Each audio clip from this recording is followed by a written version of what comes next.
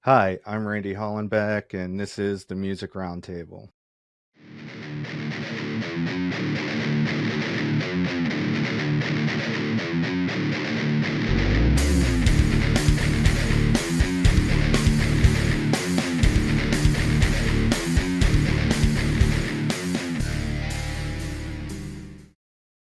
Today on the show, we have Robert from Industrial Metalcore band Eyes Like Midnight.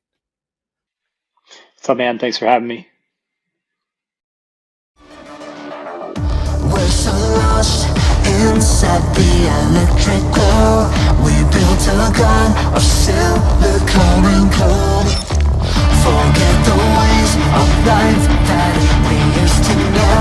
Let go, give the system control. Take company, land is coming.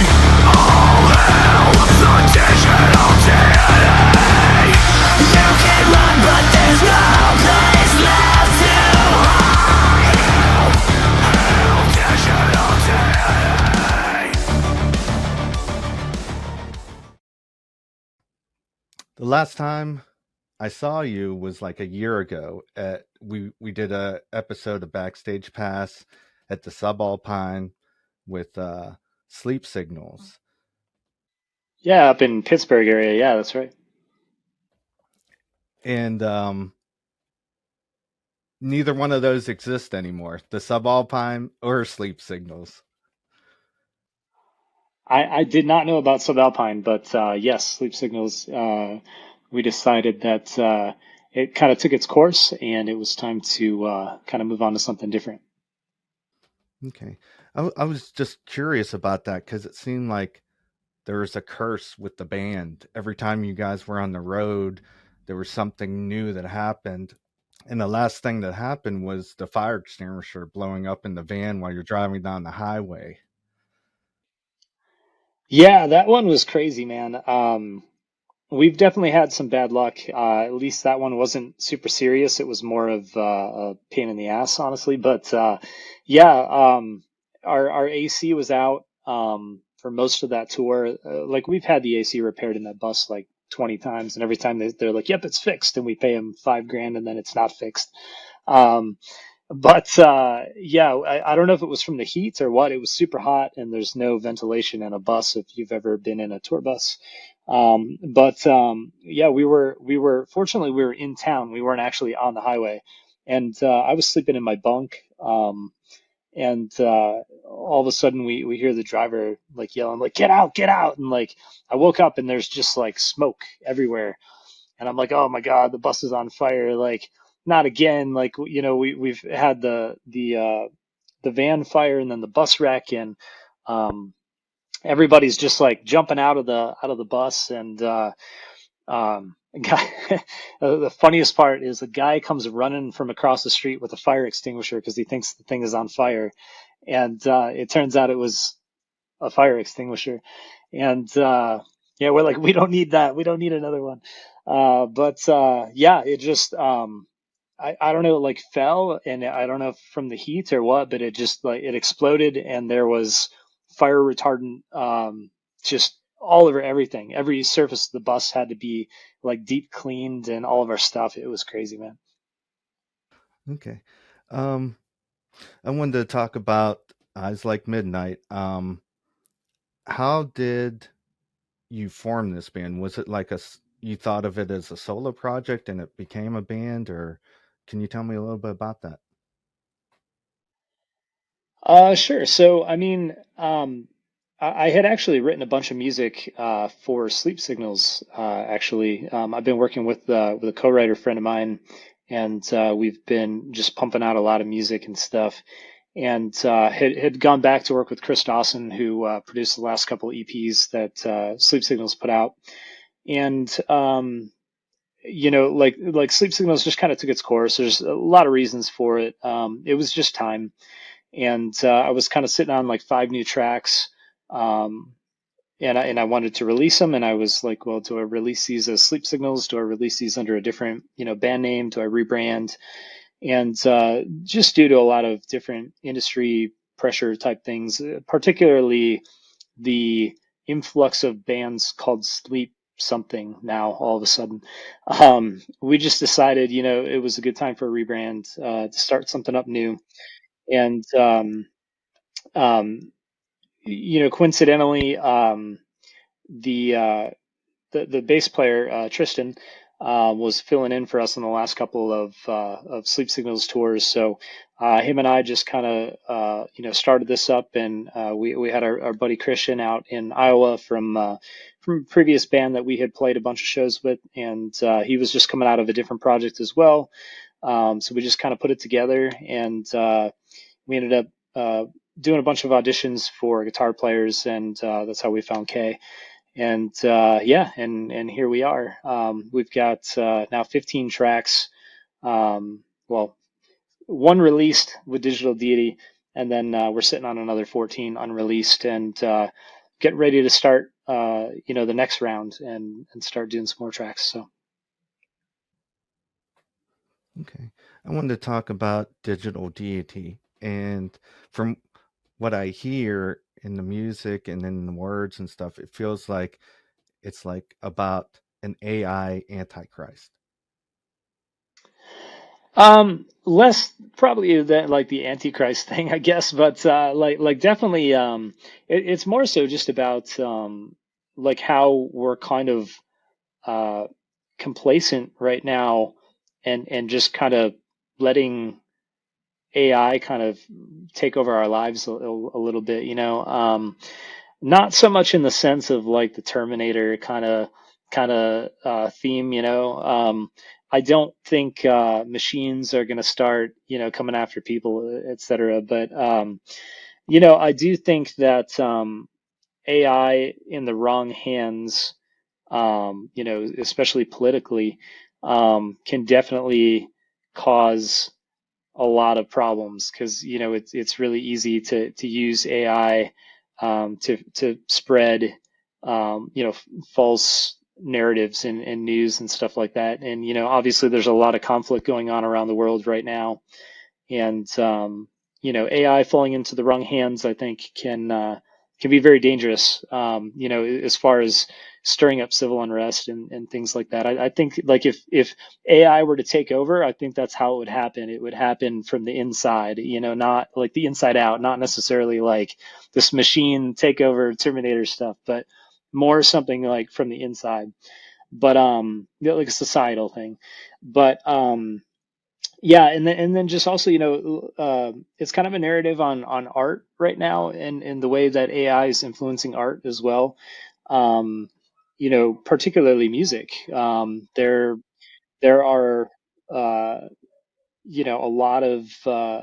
lot of songs being created by AI right now. It's crazy. Like I've used a few of those tools just to kind of play around with them, and um, I mean, you can have a AI write you a song basically. It's pretty crazy, and I feel like we're maybe losing a little bit of that human emotion, human touch to it. So that's kind of what Digital Deity is about in a really long nutshell.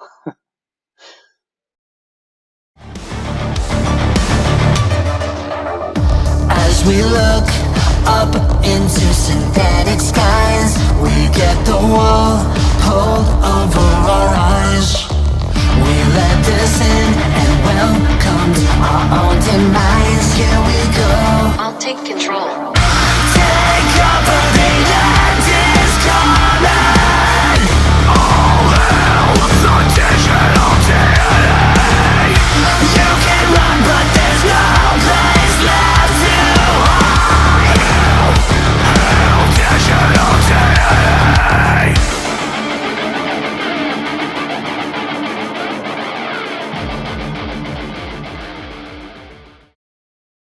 Well, I've talked to a few musicians about the AI thing, and what I've always told them is, yeah, AI can create what has come before, but we create the new thing, whatever's new. It could only copy what has happened before. For now. We'll see as it gets smarter, I'm also, I'm also like a software engineer by trade, and I've done a lot with AI and big data, and I have built systems, data transfer systems and stuff like that, ETL systems that have, I mean, it's capable of some pretty crazy things. And, it's all just about training the algorithms and everything. I think in the future, I wouldn't be surprised if AI is creating trends. Maybe not yet, but in the future, it wouldn't surprise me.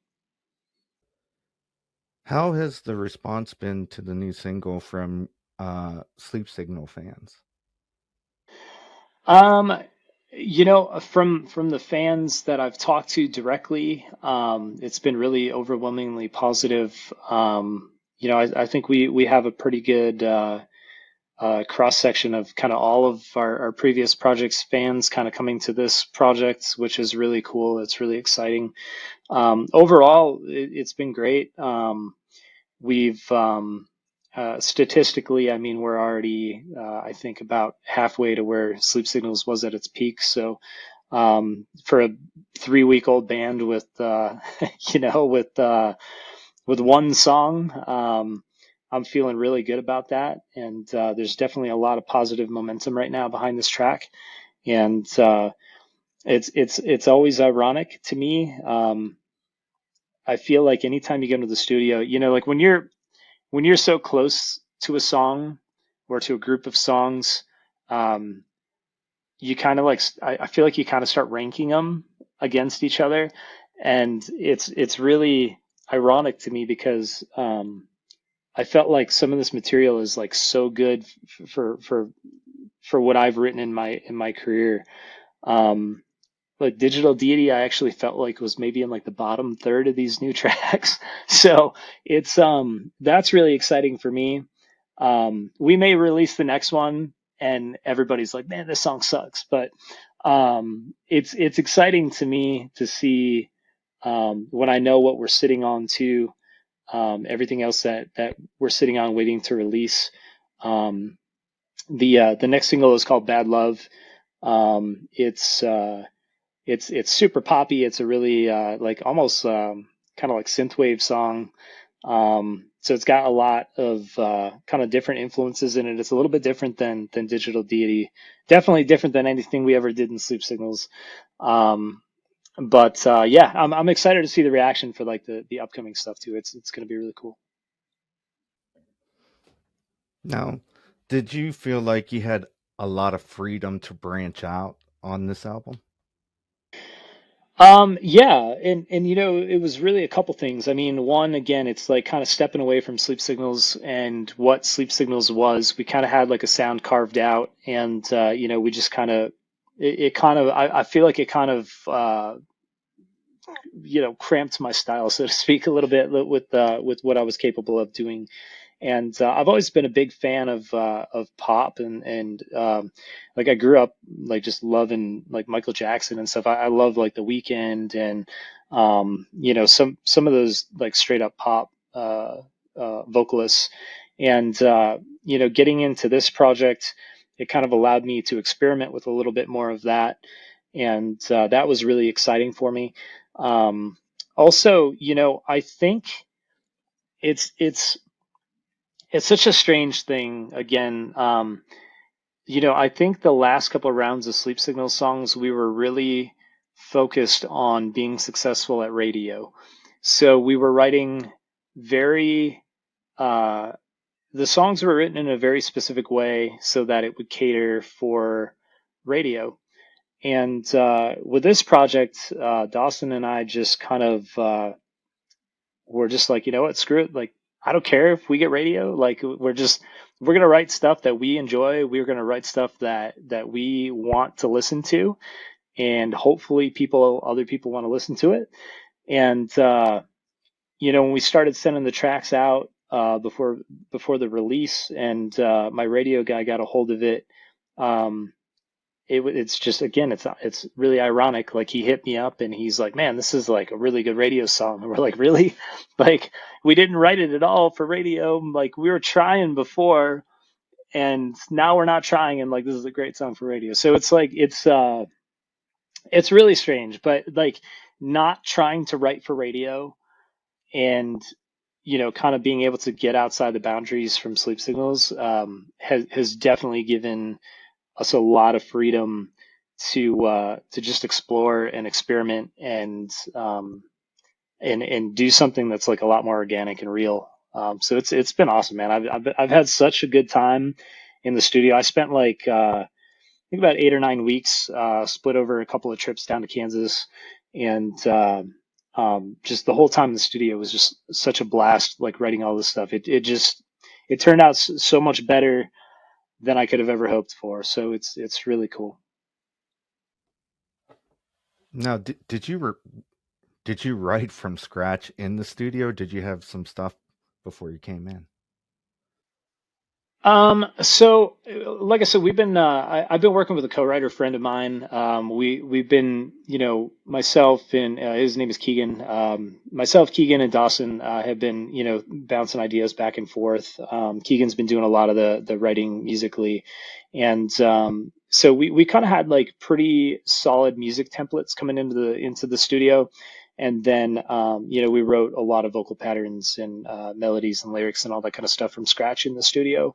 But it's just it's been a really good process for us. It's been really efficient, and we've been able to write some really good music that way. So it's definitely a collaborative effort. Huge kudos to our buddy Keegan. He's been killing it with the guitar tracks and stuff. So yeah, it's been cool. Okay. What's your plans for the rest of this year? You plan on touring, festivals, releasing new music, dropping the album? So, as far as albums and stuff go, we're definitely focused on singles right now.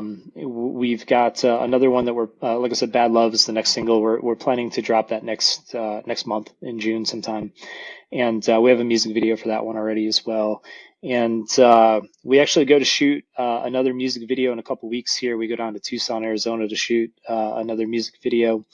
We have ROCKFEST coming up. That's our first live performance. ROCKFEST in Wisconsin. We're playing, I think, Saturday with Jelly Roll and a bunch of other bands. It'll be a really good time. Really good debut for this band. We're really excited about that. And then, yeah, we're working on some tour dates as well. Hopefully, hopefully be able to share some of that news soon. We're definitely, our agents is working really hard behind the scenes and doing a lot of cool things for us. So hopefully we'll be able to share some additional tour dates here later this year. Okay. Where can we get a hold of you? Instagram, Facebook? Yeah, so Instagram, Facebook, TikTok, even Twitter, X, whatever they call it now. Just Eyes Like Midnight is our handle on all this stuff, except for Twitter because it's too many characters, so it's missing the T. But yeah, follow us on especially on Instagram and TikTok.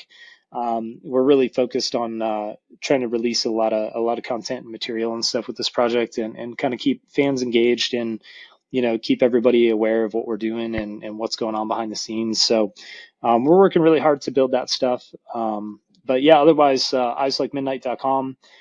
Sign up for what we call the Night Watch. It's our email list where we'll let you know about our tour dates and everything when they get announced, and try to keep everybody in the loop when we're coming through town. Okay. That's all the questions I have. Thanks for coming on the show today. Is there anything else you'd like to add? No, just well, I guess just come out to a show, come hang out with us, come say hi to us. It's just kind of like Sleep Signals was. We're just a really like we like to be a friendly bunch of people, and like we'd like to hang out and just have a good time with people at the shows. So come out and say hey. Don't be afraid of us. Don't be a stranger.